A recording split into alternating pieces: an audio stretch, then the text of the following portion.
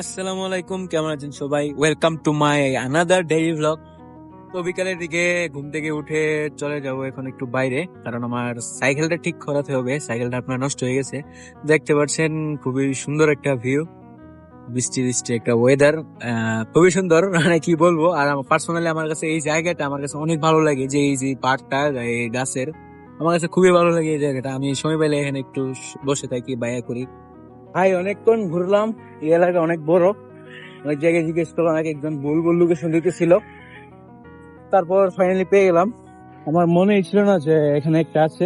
এখানে সামনে দেখতে পাচ্ছেন, এটা হচ্ছে আমার কপিলের একটি এলাকার 5 স্টার হোটেল। আমি এখানে আগেও কাজ করে গিয়েছি, বাট এই জিনিসটা আমার কোনো সময় লক্ষ্য করিনি। তো ফাইনালি এসে পড়লাম এখানে। তারপর এসে পড়লাম সাইকেলটা ঠিক করানোর জন্য।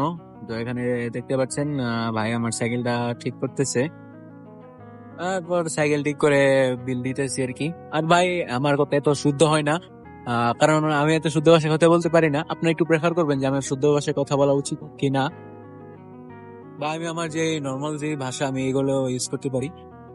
তো আপনারা একটু জানাবেন। তো এখানে ইফতার টাইম হয়ে গেল, চলে আসলাম ইফতার করার জন্য।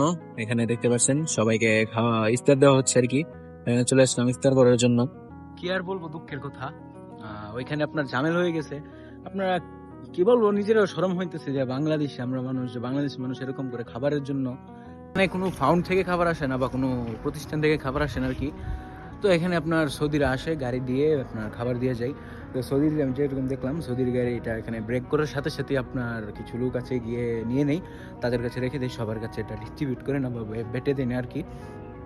তো এইগুলো নিয়ে আপনার এখানে ঝামেলা হচ্ছে, মানে প্রতিদিন এরকম হচ্ছে যে বাংলাদেশ আমরা লজ্জিত।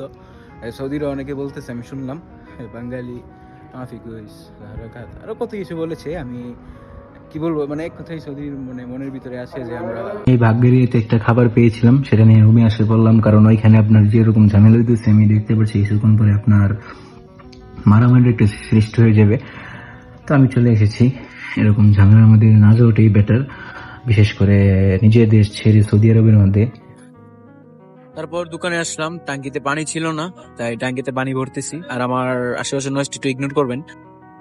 তারপর একটু খিদা লাগলো, তাই একটা শর্মা বানিয়ে খেয়ে নিলাম।